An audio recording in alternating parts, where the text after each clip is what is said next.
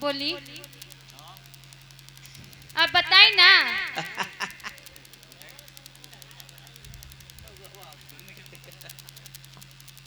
हम कबो पिटाइल बनी कि ना अगुए लोग के पिटल जाला निमन बात कहता तो पिटाई के कौन बात बा। बिया हुई तहार बिया हुई गए कन में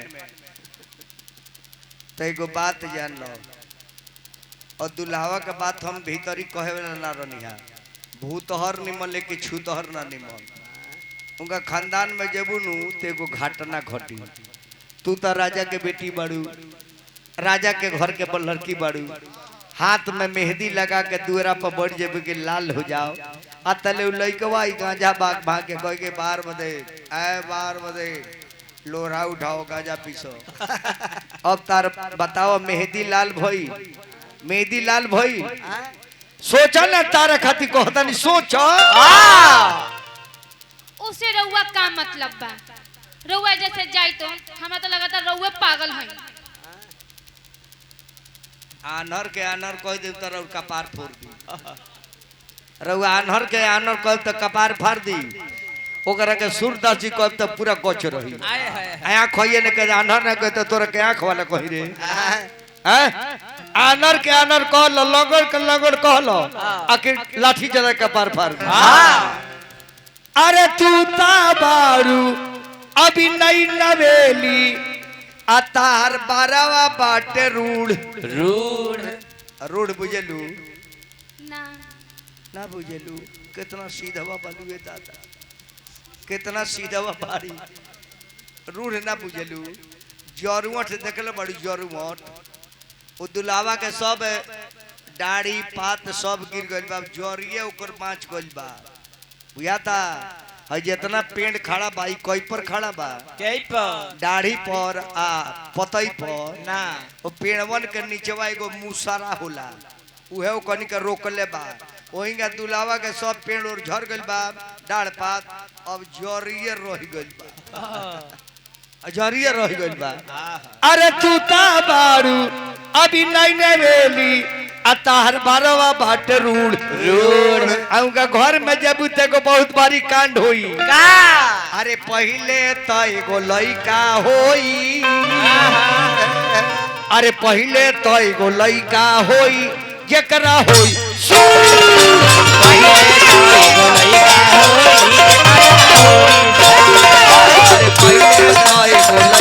होई जेकरा होई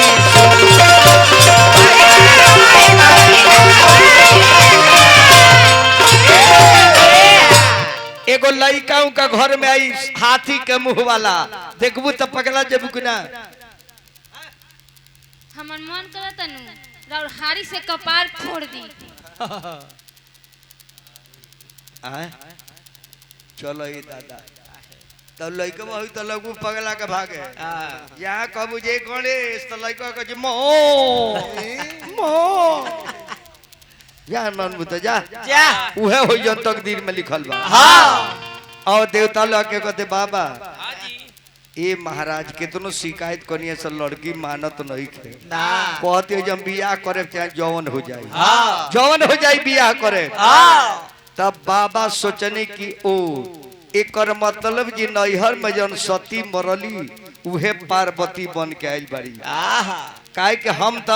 अजर हम तो मरी लेना लेकिन सती तो मर जाली आ मर के जन्म ले लेली आ जितना बेर मर गए बाड़ी उनकरा मुड़ी के माला बना के पहनतानी इकर मतलब कि उहे है दोबारा फिर आइल बाड़ी तो हम भेष बदल के जाए असली नारी हुई है तो अपना मर्द के चीन जाइए अगर नकली हुई है तो कहें ना ना ई ना होगा असली माई ई जान ली बाबूजी जे नौजान बा सुन ली असली माई आ असली मेहरारू ओकर आंख कबो धोखा ना दी। 50 वर्ष के बाद बेटा अगर जोगी बन के गांव में आ जाओ माई छीन जाए जे हमर बेटा हुआ कहीं ना कहीं मार्का मरले बिया लहसन बा त तिलवा बा तेगो चिन्हा बा माई चिनिए जाए 50 वर्ष के बाद आए अपन मेहरारू ई दूगो सबसे शुभ चिंतक हो 50 साल के बाद ओकर मरद अगर राजा गांव में तो कहिए ये हमर स्वामीनाथ हो जैसे हकीकत रहुआ देखनी हनु कुंभ के मेला लगल रहो। एगो बेचारी बूढ़ के मरद जोगी जाके बन गए 27 बरी के बाद कुंभ मेला में भेटैले तब पैर धके रोए लागल कि पति देव रोए हमर हो। अबू कहतर जो हम ना पगलाइल बड़ू कहल कि ना हो दादा तू ही हमार करे जाऊ हो। ऐस दुनिया में माई आ मेहरारू ठेकैता तू सुन लो। माई के जितना पूजा करे के बा उतने मेहरारू के पूजा करे के बा। माई के जितना पूजा करे के बा उतने मेहरारू के करे के बा। मेहरारू के काहे कि देश के सबसे शुभ चिंतक माई और मेहरारू। हमार माई दुनिया में ले आ देलो। मनोहर तू सुन ल बियाह हो के बा तार माई दुनिया में ले आ देली आ तार मौगी दुनिया छोड़ के तार लगे आवे के तैयार बिया। माई दुनिया में ले आली और दुनिया छोड़ के आवे के तैयार बिया। ऐसे माई के मेहरारू के पूजा अभी न की कहते अगरबत्ती देखा के माने कपड़ा लाता दुख सुख जाके पूछे जो क्वेश्चन बारू का खोलू हो मिजाज में कुछ गुड़गुड़ा था कि ना पीठ हल्का बाकी ना है तो गैस बनाई कपार फाड़ दी तब महादेव भेष बदल भेष।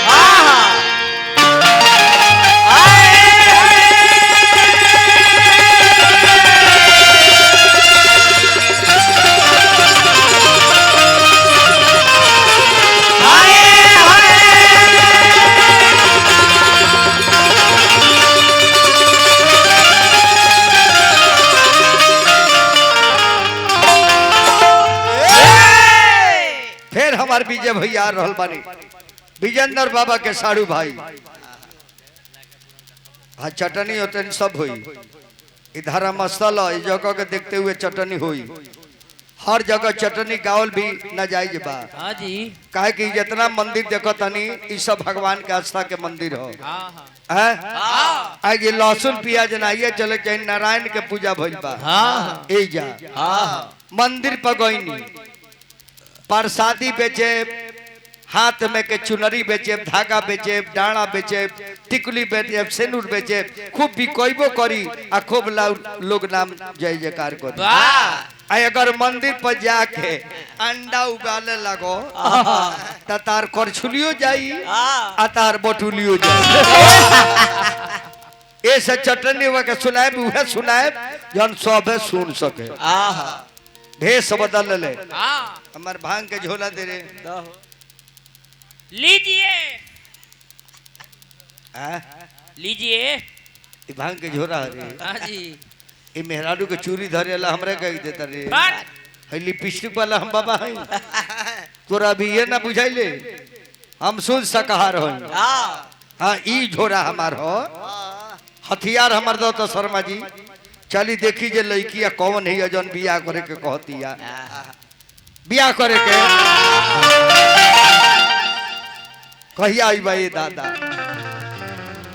अरे जोगिया के भेषावा में बाबा हो अरे धैले हा जंगलवा करा निरंजन देवी आँख खोल के देख हम के हई आँख खोल पार्वती बुझली यही नतिया कोनो बियाह कटवे में के हो कहते जे भाले आदमी खनी जइब कि ना ये दादा 7 जना आई रहे लोग के 27 कैले बानी 8वां तू आइल बड़ा तार 28 करे 9वां जाना के भेज देब त नवा के पाठ ना दे दे पूर्णावती ना हुई आ 10वां यदि ना गइले तब बुझे जे निश्चित तू के 10 का तरे बा। ओ एकर मतलब जे उहे बन के आइल बारी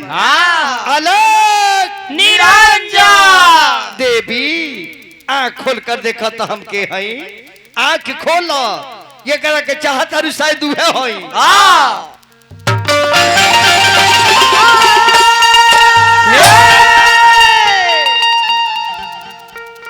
अरे बोझली अरे डमरू आए राम अरे पार्वती के रे